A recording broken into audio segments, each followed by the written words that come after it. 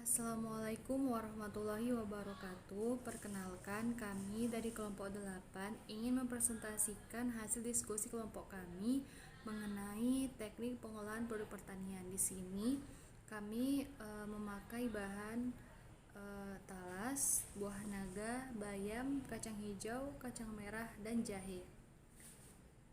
Sebelum itu kami ingin memperkenalkan nama-nama dari anggota kelompok kami. Yang pertama, Bang Humadi Idris Yambato, NIM 17030824. Saya sendiri Rini Ardila, NIM 18030816. Yang ketiga, Fikri Madani Meliala, NIM 18030855. Dan Muhammad Amin Siregar, NIM 18030809. Selanjutnya dapat kita lihat ada 6 judul yang akan dibahas dalam pembahasan kali ini. Langsung saja kita memasuki ke pembahasan yang pertama yang akan dibawakan oleh Bang Humadi Idris. Assalamualaikum warahmatullahi wabarakatuh. Di sini saya bernama Humaydi Idris Yambaton dengan NIM 1703080024. Ingin menjelaskan produk yang telah kami sediakan. Yang pertama itu mengenai pengolahan buah fantasi dengan menggunakan bahan dari kacang hijau.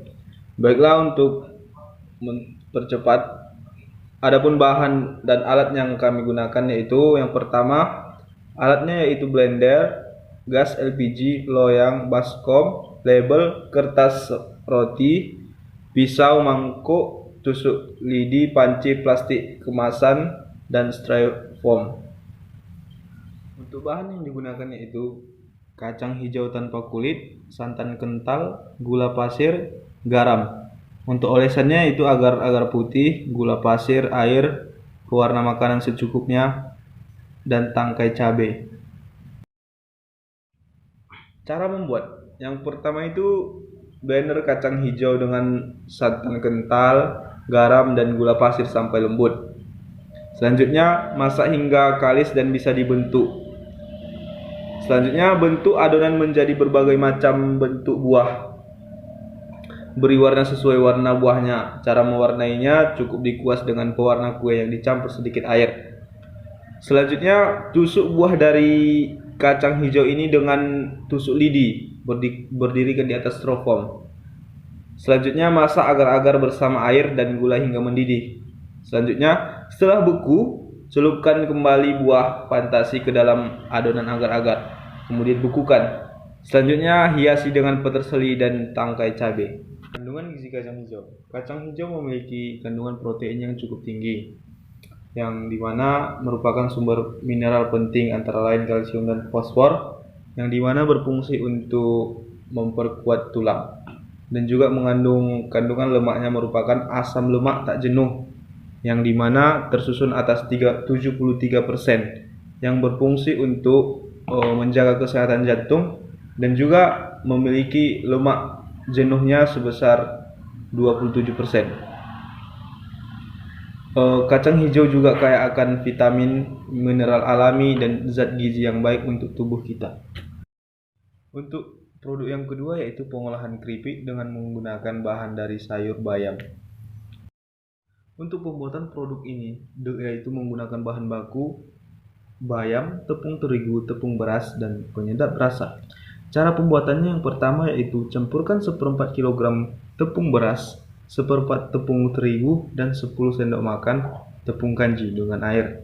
Yang kedua, campurkan penyedap rasa dengan adonan dan aduk hingga rata. Yang ketiga, pisahkan daun bayam dari tangkainya lalu cuci hingga bersih. Yang keempat itu panaskan minyak goreng dan masukkan bayam ke dalam adonan satu persatu. Yang kelima, goreng ke dalam minyak panas sampai kecoklatan.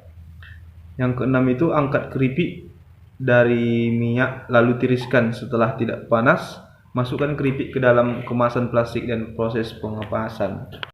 Untuk produk yang kami hasilkan yaitu berupa makanan ringan yang kami beri nama Popeye.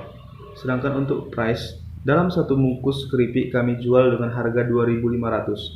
Untuk penjualan personal kami berikan harga 3.500. Sedangkan untuk penjualan yang skala banyak atau konsinyasi, yaitu kami berikan harga 3.000. Jadi keuntungan yang kami dapatkan dalam penjualan produk ini berkisar antara 500 sampai 1.000 rupiah.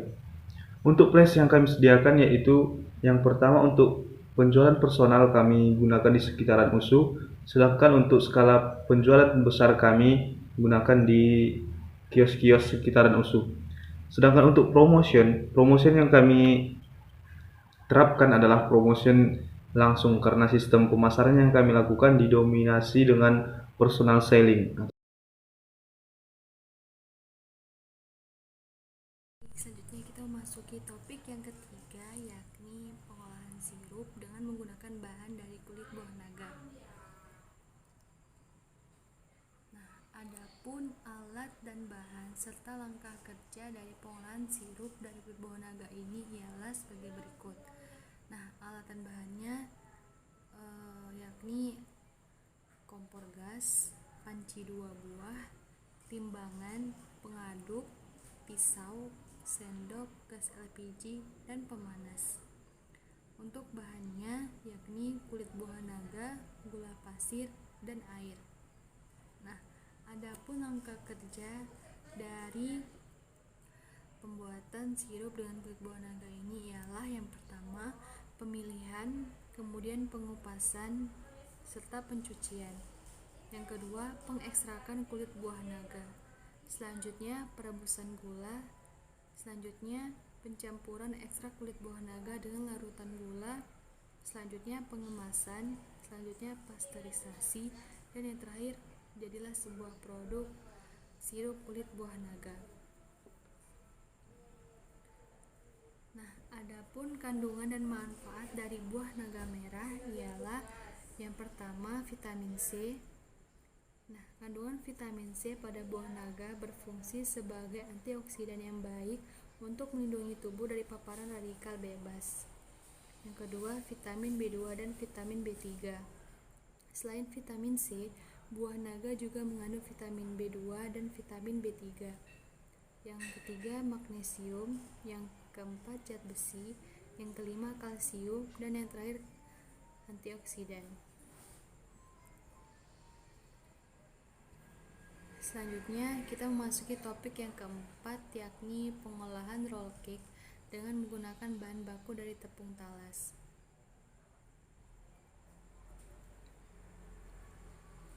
Adapun pengolahan dan pemasaran dari produk ini ialah sebagai berikut, terdiri dari bahan baku, peralatan produksi, dan proses produksi. Adapun bahan bakunya ialah atau bahan utamanya dalam pembuatan talas rainbow roll cake ialah tepung talas. Untuk peralatan produksi menggunakan mixer, loyang, oven, kompor gas, dan tabung gas, baskom, kuas, serta yang lainnya. Untuk proses produksi talas rainbow roll cake dimulai dengan pembuatan adonan dengan mencampurkan putih telur, kuning telur, dan gula halus hingga mengembang di dalam mixer. Kemudian ke dalam adonan tadi ditambahkan tepung talas, tepung terigu, dan tepung maizena sedikit-sedikit sambil diaduk. Setelah itu ditambahkan margarin cair dan diaduk sampai rata. Selanjutnya adonan dibagi menjadi 7 bagian, kemudian diberikan warna sesuai dengan jumlah warna pelangi. Masing-masing adonan dituang ke dalam loyang yang sudah diolesi dengan margarin dan dilapisi tepung. Penuangan adonan dilakukan secara berselang-seling. Selanjutnya adonan tersebut dipanggang dalam oven hingga matang. Dan akhirnya setelah kue dingin diberi topping kemudian digulung.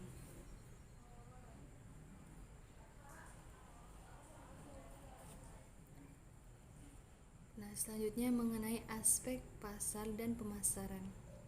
Pemasaran menggunakan konsep 4P, yakni produk, price, promotion, dan place, yakni meliputi desain produk, harga, promosi, dan tempat atau saluran distribusi. Varian produk yang ditawarkan berupa bolu gulung pelangi atau rainbow roll cake dengan brand Talas Licious. Pengembangan bisnis pada tahap berikutnya akan melibatkan penambahan rasa yang bervariasi seperti coklat, keju, stroberi, blueberry, nanas, mochaccino, durian, dan lain-lain, serta produk yang diversifikasi talas yang lain seperti talas pelangi atau talas rainbow cake.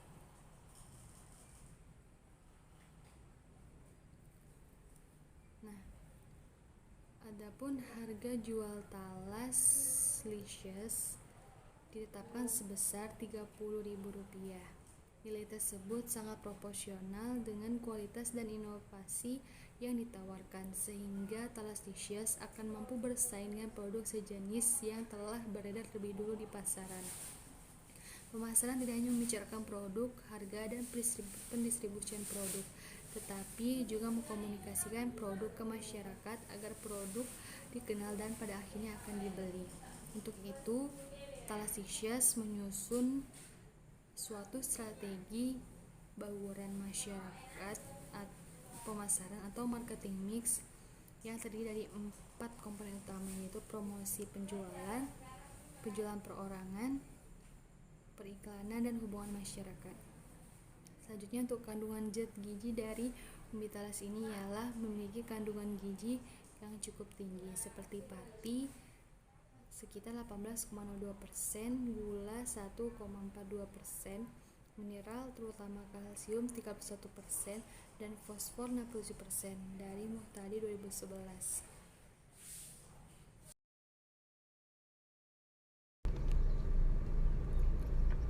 Pengolahan es serut dengan menggunakan bahan dari kacang merah. Pemasaran produk, harga es kacang merah yang kami buat di pasaran berkisar sekitar antara 3.000 sampai dengan 5.000 rupiah.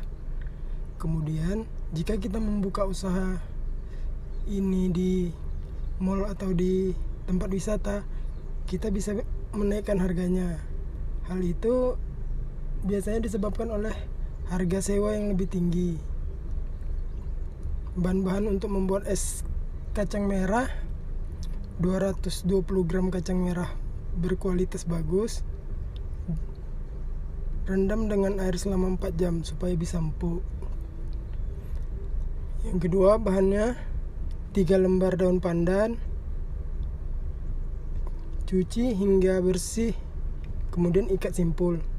Yang ketiga, 9 sampai dengan 10 biji buah nangka, lalu potong kecil-kecil.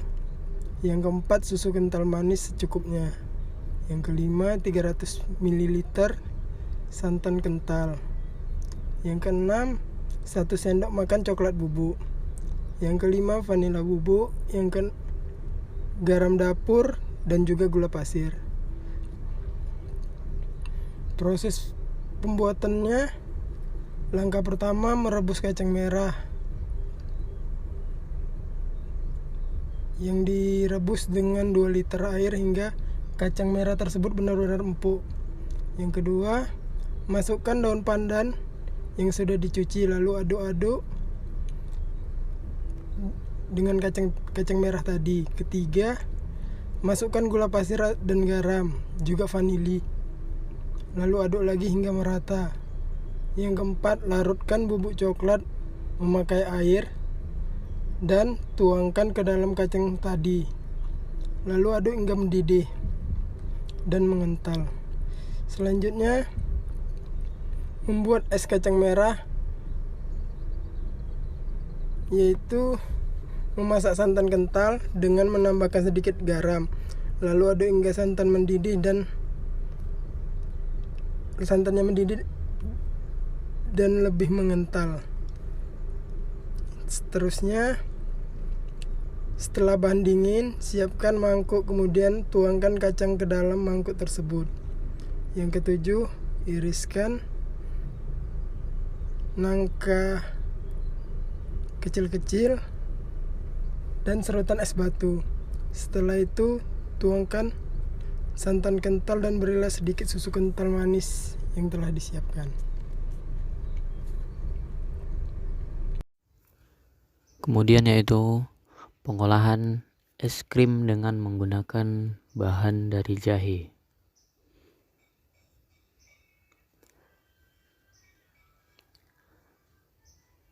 gambaran usaha es krim jahe atau Hogais.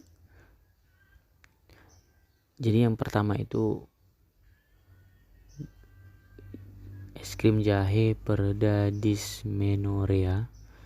Sebagai usaha prospektif berbasis kesehatan ini, dari meningkatnya keluhan para perempuan yang saat menstruasi mengalami dysmenorrhea, baik yang dialami para remaja maupun dewasa.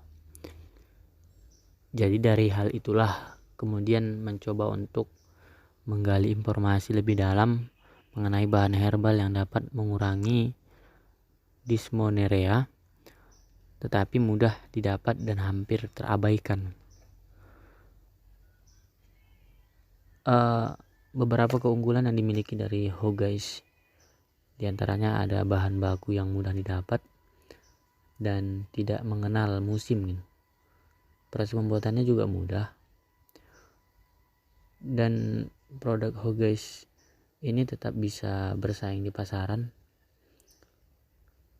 yang mana ini membidik para wanita yang notabene merupakan pasien bidan sebagai target pasar.